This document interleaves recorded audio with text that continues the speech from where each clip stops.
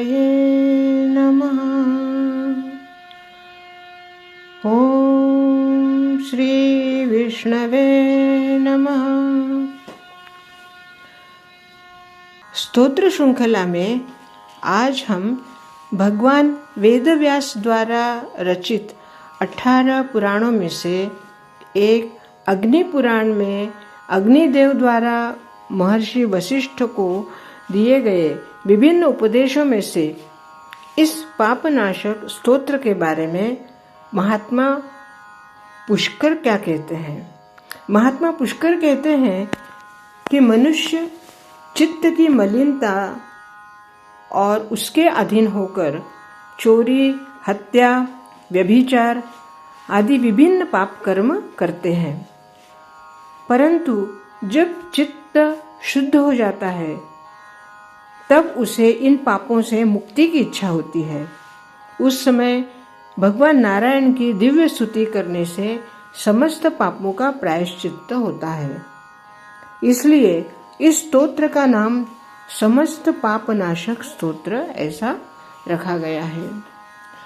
कार्तिक मास में अगर इस स्तोत्र का नियमित पाठ करें या इस स्तोत्र का पाठ अनुष्ठान पूर्वक शुरू करें तो पाप से मुक्ति अवश्य मिल सकती है। असल में पाप से मुक्ति के लिए जब कोई प्रायश्चित्त करना चाहते हैं तब पुराणों से हमें मार्गदर्शन अवश्य मिलता है।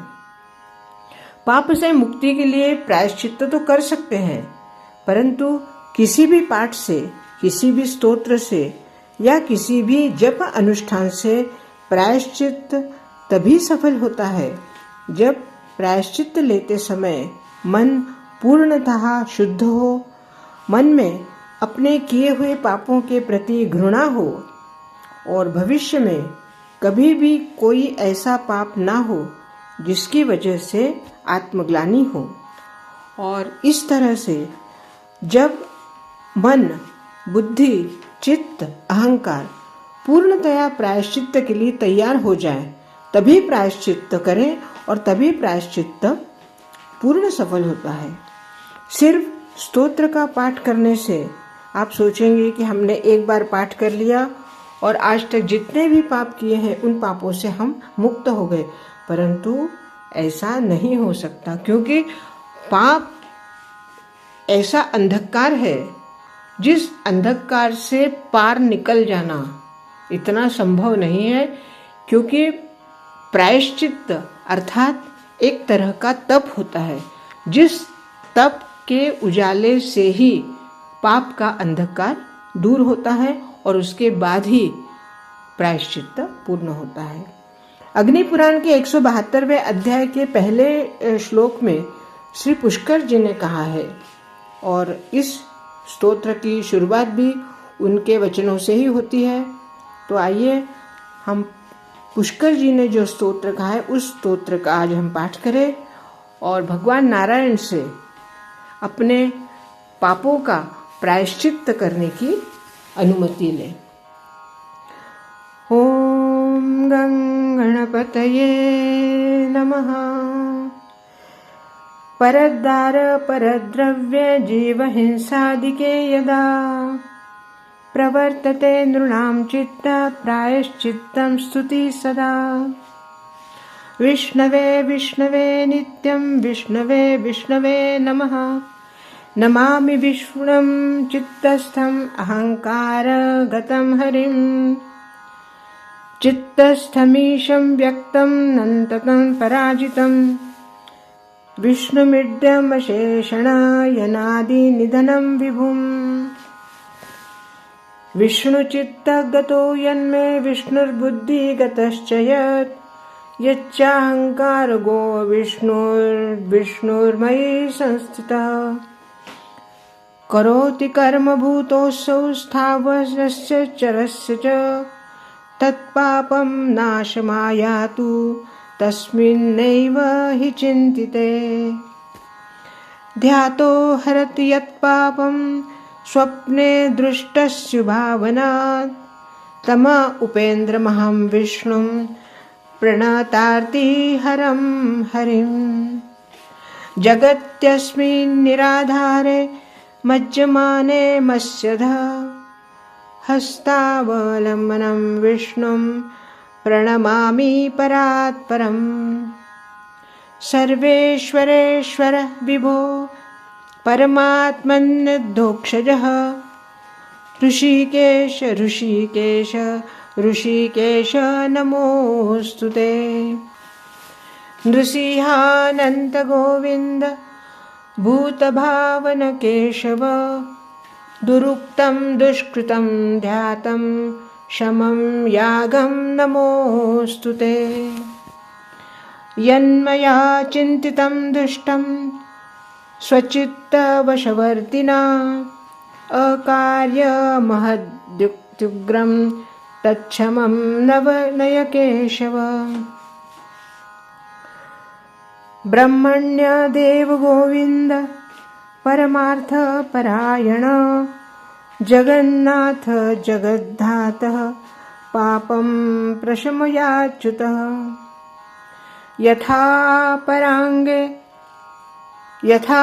पराह्ने सायाह्ने मध्याह्ने च यथा निशि कायेन मनसा वाचा कृतं पापं जानता च ऋषिकेश पुण्डरीकाक्ष माधव नामत्रयोच्चारणतः पापं यातु मम क्षयम्। शारीरं मे ऋषिकेश पुण्डरीकाक्ष माधव पापं प्रशमयाद्यं त्वं वाक्कृतं मम माधव। यद्भुञ्जन् यत् स्वपंस्तिष्ठन् गच्छन् जाग्रत यदा स्थितः कृतवान् पापमद्याहं कायेन मनसा गिरा। यत् स्वल्पममि यत् स्थूलं कुयोनि नरकावहं तद्यातु प्रशमं सर्व वासुदेवानुकीर्तनात्। परं ब्रह्म परं धाम पवित्रं परमं च यत् तस्मिन् प्रकीर्तिते विष्णौ यत् पापं तत् प्रणश्यतु। यत् प्राप्य न निवर्तन्ते गन्धस्पर्शादिवर्जितं सूरयस्तत्पदं विष्णो स्ततः सर्वं शमयत्वघम्। महात्म्यं पापं प्रणाशनं स्तोत्रं य पठे शृणुयादपि शारीरैर्मानसैर्वाग्यै कृतैः पापैः प्रमुच्यते। सर्वपापग्रहद्दिभ्यो याति विष्णो परं पदं तस्मात् पापे कृते जप्यं स्तोत्रं सर्वागमर्दनम्। प्रायश्चित्तम् अघोघानां स्तोत्रं व्रतः कृते वरं प्रायश्चित्तैः स्तोत्र जपैर्व्रतैर्नश्यन्ति पादकम्। प्रायश्चित्तैः स्तोत्रजपैर्व्रतैर्नश्यन्ति पातकम्। ततः कार्याणि संसिद्धय तानि वै भुक्तमुक्तये। इति श्री अग्निपुराणवर्णित महात्मा पुष्कर कथित समस्त पापनाशक स्तोत्र संपूर्णम्। श्रीनारायणार्पणमस्तु। शुभं भवतु शुभं भवतु शुभं भवतु।